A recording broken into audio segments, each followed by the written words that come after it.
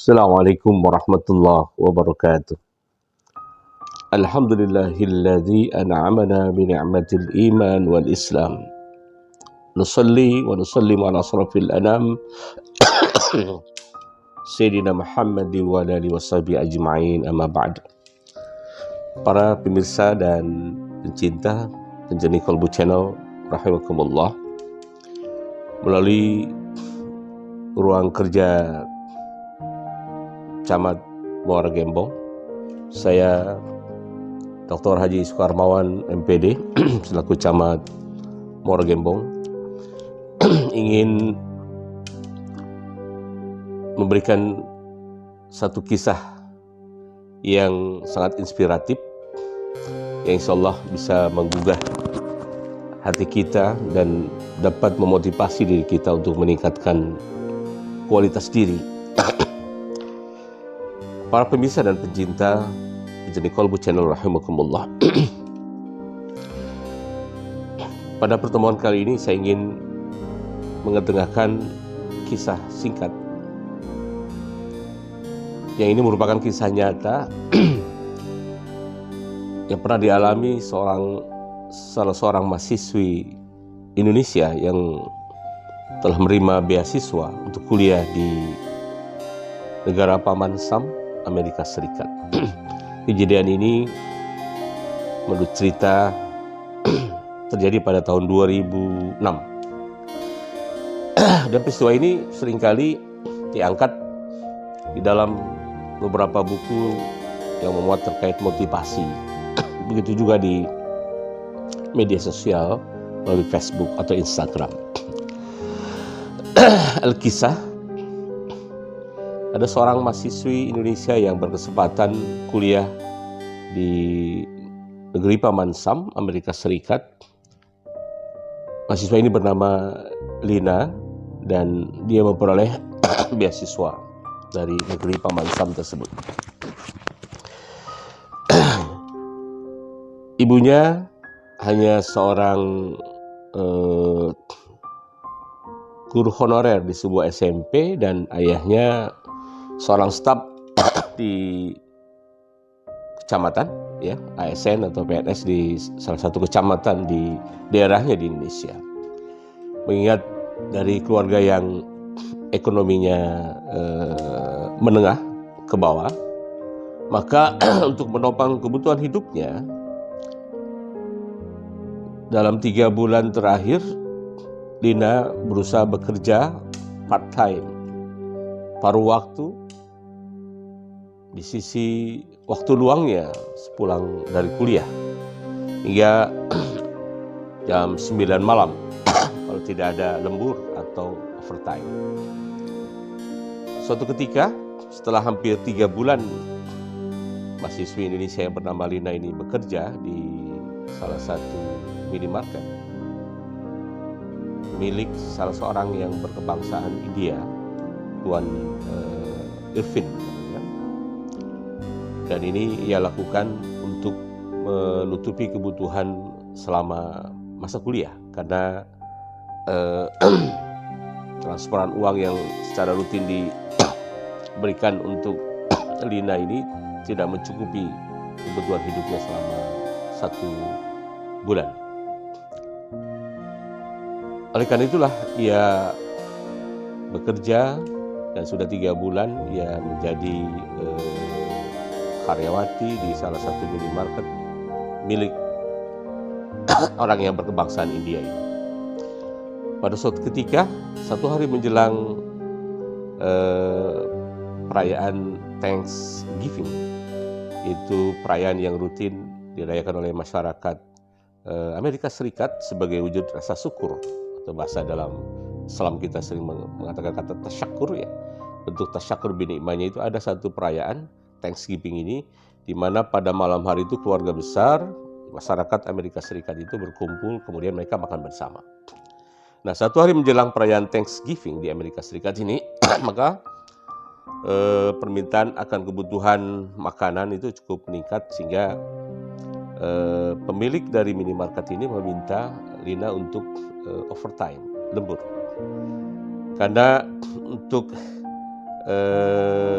menjaga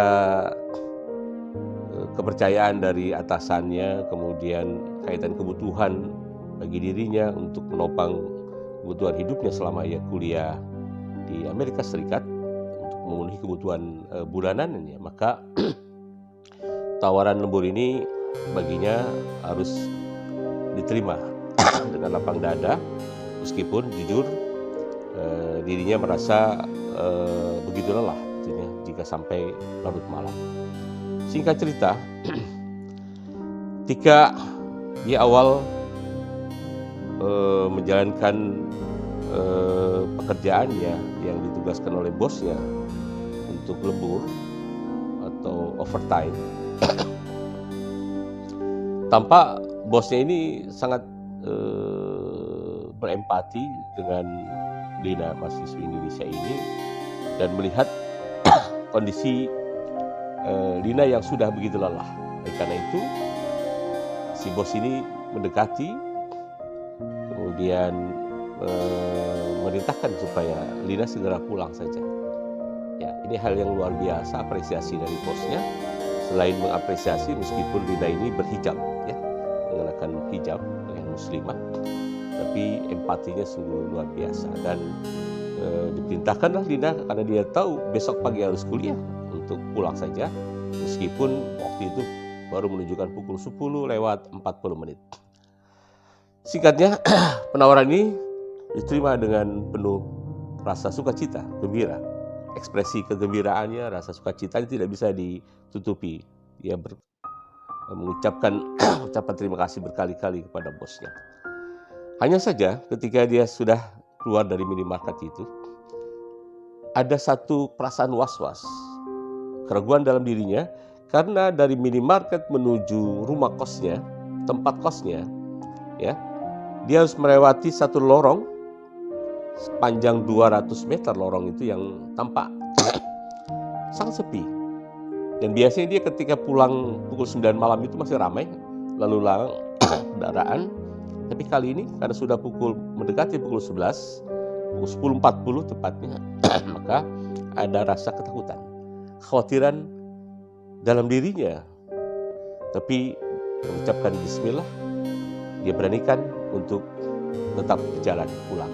Karena kalau harus memutar, mencari jalan lain, maka dia harus memerlukan waktu 2 kali lipat. Dari jarak 2 kali lipat, maka waktu yang akan ditempuh begitu lama. Dan sudah sangat lelah, hanya dengan mengucapkan bismillah, maka dia tetap menunggu jalan kaki menuju tempat kosnya. Ada satu hal yang sangat menarik untuk kita simak di sini. Tampaknya mahasiswi Indonesia yang bernama Lina ini, dia terbiasa senantiasa lidahnya melafalkan ayat-ayat yang terdapat pada ayat kursi. Tidak hanya di dalam hati dia ucapkan, tetapi dia lisankan untuk menumbuhkan rasa ketenangan dalam hatinya ketika melewati lorong yang berjarak 200 meter. Lorongnya harus dilewati 200 meter dan sangat sepi, sunyi senyap. Coba bayangkan seorang wanita muda melalui lorong berjarak 200 meter dalam kondisi tengah malam dan sunyi, senyap, sepi. Terus dia ucapkan, berulang-ulang dia bacakan ayat kursi, dan jantungnya sempat berdegup kencang ketika dia melihat ada sesosok pria tinggi besar dan tampaknya gundul kepalanya dan ada asap mengepul, sedang merokok. Nah, bertambahlah rasa ketakutan dalam dirinya, tetapi lisannya, lidahnya terus basah dengan membacakan ayat-ayat suci Al-Quran, itu berupa ayat-ayat kursi. Ulang-ulang. Bismillahirrahmanirrahim. Allahu la ilaha illa huwal hayyul qayyum la ta'khudhuhu sinatun wa la nawm lahu ma fis samawati wa fil ardh. Dan seterusnya sampai selesai, kembali diulang lagi. Semakin mendekati, maka semakin terus kencangkan ayat kursi tersebut dibacakan, dan sungguh luar biasa. ketika sudah mendekati sosok pemuda yang tampaknya wajahnya garang, wajahnya begitu menyeramkan, tampilannya yang menakutkan, tetapi seakan-akan si pemuda yang begitu tegap, tinggi, besar dan menyeramkan penampilannya itu seakan-akan tidak menghiraukan sang mahasiswi asal Indonesia ini ketika lewat di depannya. Ucapan rasa syukur berkali-kali diucapkan, Alhamdulillah, Alhamdulillah, Alhamdulillah ya Rabb. Setelah melewati lorong, dia bergegas untuk mempercepat sampai ke kosnya. Dan singkat cerita, esok paginya setelah dia selesai sholat subuh, kemudian dia menyiapkan sarapan paginya sambil nyetel televisi, mendengarkan berita seputar informasi yang terjadi di sekitar wilayah Amerika Serikat ini. Dia terkaget, sungguh luar biasa kagetnya, karena ada berita di tayangan televisi itu kejadian tindak kejahatan berupa pemerkosaan. Korbannya adalah seorang imigran yang ternyata wanita imigran ini adalah bisu, tunawicara. Sehingga polisi kesulitan untuk mengorek informasi ciri-ciri pelaku tindak pemerkosaan terhadap wanita ini.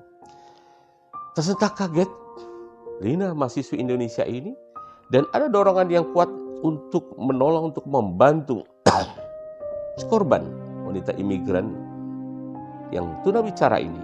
Karena ternyata ketika dalam perjalanan tadi malam, Lina menyelipkan handphonenya dan menghidupkan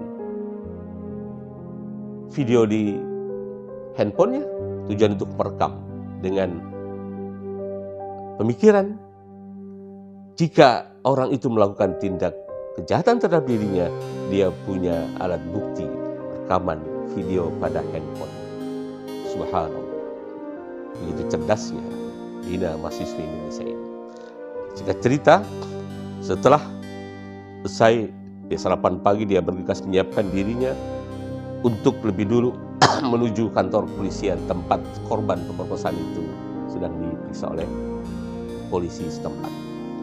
Singkatnya, ia menyodorkan handphone untuk memberikan kesaksian bahwa tadi malam dia melewati jalur tersebut di lorong yang berjarak 200 meter tersebut, dan dia perlihatkan kepada polisi. Kemudian polisi memperlihatkan video tersebut kepada korban, dan korban mengangguk, mengiyakan itulah pelaku karena terlihat jelas wajah pelaku. Dan singkat cerita, pelaku itu pun akhirnya ditangkap oleh polisi Amerika Serikat. Para pemirsa dan pencinta penjadi Kolbu Channel rahimakumullah, apakah sudah selesai kisah ini sampai di sini? Masih ada kelanjutan yang inilah harus disimak bersama, hal yang sangat menarik. Lina, mahasiswi asal Indonesia yang telah selamat ketika dia pulang kerja, ketika diharuskan lembur overtime oleh bosnya, melewati selorong tempat kejadian pemerkosaan yang terjadi 1 jam setelah dia melewati tempat itu. Nyata dia penasaran, ingin bertemu dengan si pemuda pelaku pemerkosaan. Luar biasa. Minta pendampingan dari polisi, kantor kepolisian tersebut, hanya diizinkan, dan dia mewawancarai si pelaku itu. Yang dia tanyakan, wahai Tuan, apakah Tuan mengenal saya yang tadi malam melewati lorong tempat Tuan melakukan tindakan pemerkosaan terhadap wanita imigran itu? Saya melewati tempat itu, apakah Tuan masih ingat dengan saya?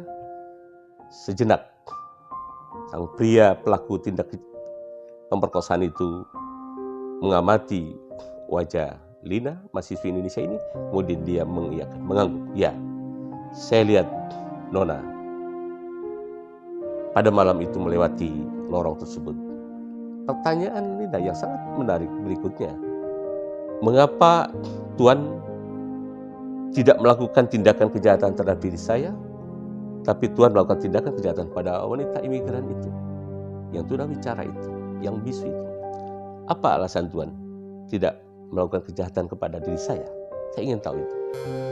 Inilah jawaban yang sungguh luar biasa dan sangat menginspirasi dan harus memotivasi diri kita untuk mengikuti kebiasaan sang mahasiswi Indonesia Lina yang senantiasa lidahnya dibasahi dengan ayat-ayat suci Al-Quran, yang antaranya adalah ayat kursi.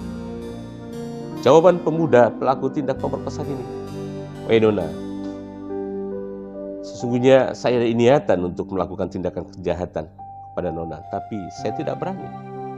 Karena di belakang Nona itu, bagian kanan dan kiri, ada pria yang tinggi besar. Dan saya takut melihatnya. Dan saya tidak berani mengganggu Nona. Makanya saya membiarkan Nona lewat. Subhanallah, walhamdulillah, wa la ilaha illallah, wallahu akbar." Lina yang mewawancarai si pria pelaku pemerkosaan itu pun bergemetar kakinya, lututnya, dan berkali-kali diucapkan ucapan Subhanallah, walhamdulillah, wa la ilaha illallah, wallahu akbar.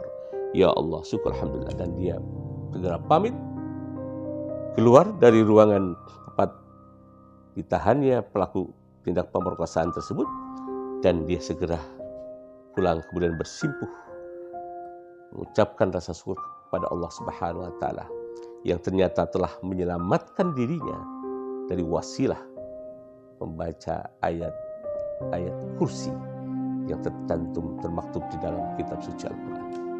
Para pemirsa dan pencinta Pencari Qalbu Channel rahimakumullah. Ini kisah nyata terjadi pada tahun 2006. Hal inilah didukung dengan nasihat yang begitu indah dari almarhum wal maghfurullah Syekh Ali Jabir yang senantiasa Al-Fakir dawamkan. Beliau pernah berujar, biasakanlah membaca ayat suci Al-Quran, utamanya setiap habis salat. Niscaya wasilah ayat-ayat kursi pada kalam Allah, kitab suci Al-Quran itu akan melindungi si pembacanya dari berbagai gangguan, dari berbagai mara bahaya, dari berbagai musibah. Para pemirsa dan pencinta Pencari Qalbu Channel rahimakumullah. Oleh karena itu, marilah kita biasakan lidah kita untuk senantiasa mengucapkan, melantunkan ayat-ayat kursi yang termaktub di dalam kitab suci Al-Quran. Begitu ringan untuk kita bacakan. Tidak membutuhkan waktu yang lama untuk kita membacakan ayat-ayat tersebut. Tapi fadilahnya sungguh luar biasa. Demikianlah para pemirsa dan pencinta Pencari Qalbu Channel rahimakumullah terkait fadilah ayat suci Al-Quran dari kisah yang sangat inspiratif, kisah nyata yang insyaallah dapat memberikan motivasi pada diri kita, wabil khusus Al-Fakir, untuk senantiasa mendawamkan, membacakan ayat-ayat kursi di dalam berbagai kesempatan. Wallahul muwaffiq ila aqwamit thoriq. Wassalamualaikum warahmatullahi wabarakatuh.